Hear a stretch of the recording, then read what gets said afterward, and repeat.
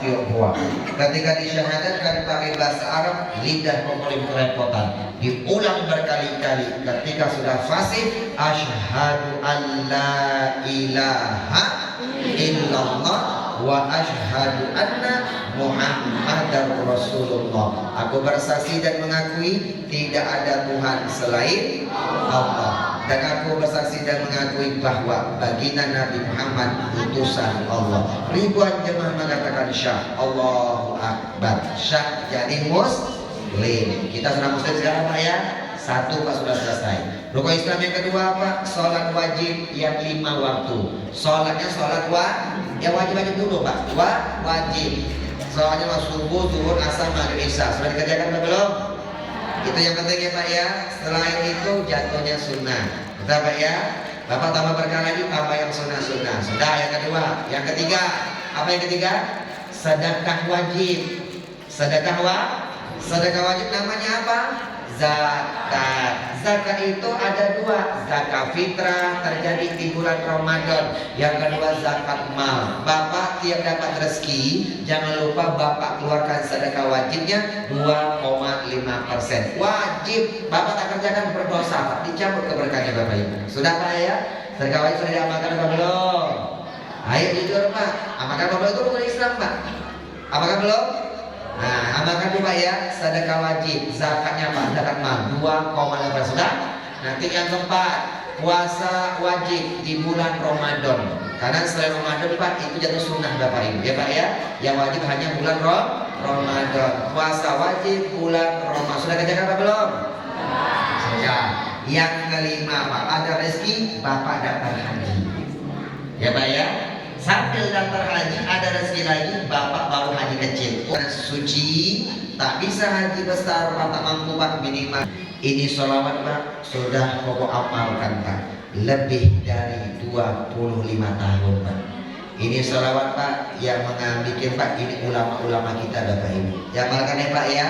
Bapak amal Rasul ini mudah-mudahan dengan insya Allah tak akan meninggal dunia Pak sebelum Islamnya sempurna berangkat ke tanah suci. Tak bisa haji besar, minimal haji kecil. Pak, ini banyak amalan keberkahan di buku ini. Ini memang tidak aku sampaikan di ceramah. Kenapa? Aku sampaikan nanti waktunya tak cukup, Bapak pun tak hafal. Makanya bukunya aku tinggalkan ya Pak ya, Bapak baca ya Pak ya. Ini banyak amalan keberkahan yang aku sampaikan ini ada gerbangnya Pak, gerbangnya. Kalau gerbang ini Bapak tidak amalkan, ini amalan tidak akan mustajab. Oke Bu ya, Pak. Kalau gerbang ini gerbang keberkahan Bapak tidak amalkan, ini amalan tidak akan mustajab.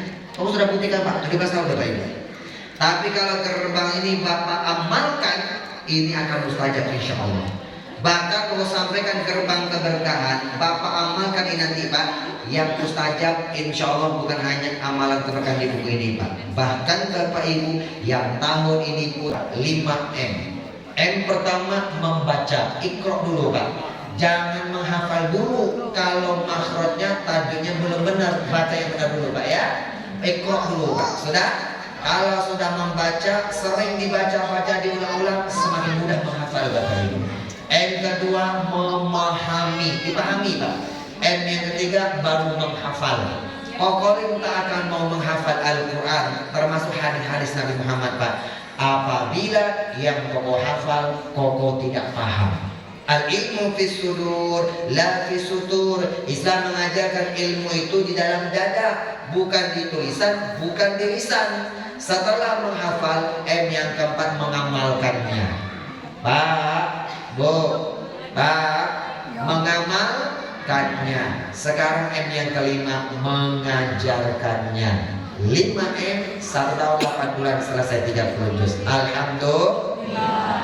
Membaca, memahami, menghafal, mengamalkannya. Nah ini buat yang menghafal Al-Quran Pak. Bapak kalau punya hafal 1 lembar, 1 surat ya Pak ya, Bapak amalkan Pak. Amalkan Pak ya. Pengamalan yang paling singkat, yang paling mudah diamalkan di dalam sholat. Itu dulu Pak. Diamalkan di dalam sholat rakaat 1, rakaat kedua baca surat. Bapak bacain di dalam sholat, praktek naikin di dalam sholat. Ibu bapak, mohon maaf, koko ini pak tak bangga pak dapat gelar hafiz. Tak bangga pak, bukan itu kau cari pak. Pak, banyak orang bertanya dari koko Lim, apa suka duka menjadi orang Islam? Bapak tahu dukanya ketika masuk Islam pak, diasingkan dari keluarga bu. Gak punya orang tua, gak punya tempat tinggal, diasingkan dari keluarga. Sama yang Koko Lim pak, bahkan diasingkan dari keluarga, diputuskan hubungan sanak famili. Sama sekali Koko tidak galau, apalagi andilau antara dilema dan galau. Karena masuk Islam cari berkah. Apa sukanya pak? Sukanya tak sebanding sama duka pak. Apa sukanya? Suka ketika menjadi orang beragama Islam, ketika bisa menghafal Al-Quran. Itu yang tak bisa ditara pak, diukur dengan materi apa bapak ibu. Di mana sukanya? Bukan gelar hafiznya, bukan. Tetapi ketika menghafal Al-Quran di dalam sholat, sholatnya terasa nikmat. Kenapa? Ketika sholat menghadap kepada Allah, bisa membaca Al-Quran. Yang kita baca kita paham. Berarti sholatnya pak bercengkrama sama Allah kan. Makanya ketika sholat kadang-kadang pak di rumah pak setengah jam, 1 jam pak, masya Allah tak berasa bapak ibu. Kenapa? Kita lagi bercengkrama sama Allah, membaca wahyunya Allah. Ibu, pak, ini buat para penghafal Al-Quran, coba dibaca dalam sholat, hafalannya tajam insya Allah. Ya bu ya, dibaca di dalam sholat ya pak ya. Itulah fungsinya hafiz pak, bukan hanya mendapat gelar bang hafiz, bukan ibu. Pokok coba begini pak, Quran itu kan 30 juz, 114 surat. Ini buat para penghafal Al-Quran, kalau bisa cari Quran yang bertaraf internasional. Kita akan Beirut, Libanon atau Madinah pak. Ya pak ya. Karena satu Quran pak, itu 1 juz cuma 10 lembar pak, cuma 20 halaman pasti. Ya pak ya. 1 juz berapa lembar? 10 halaman. 10 lembar, 20 halaman. 1 lembar bolak-balik 2 halaman pak. Nanti bapak baca dalam sholat pak ya. Contoh, dibagi sholat 5 waktu.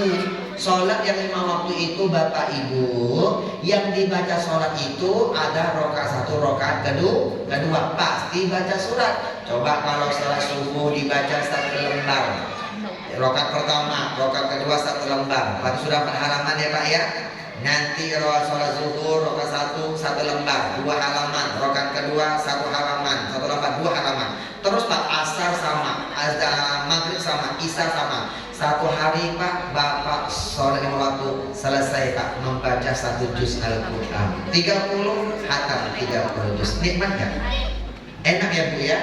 Pak, bapak kalau pengen tambah lagi 1 hari bisa 3 juz, tambah di sholat sunnah pak. 1 hari 3 juz pak, bapak ibu tak berasa dalam sholat bapak ibu. Alhamdulillah. Bapak coba praktek pak. Di Makkah depan Ka'bah, pokok coba bapak. Mohon maaf pak, ini semoga jadi motivasi pak, bukan pamer bukan ria pak, ini motivasi.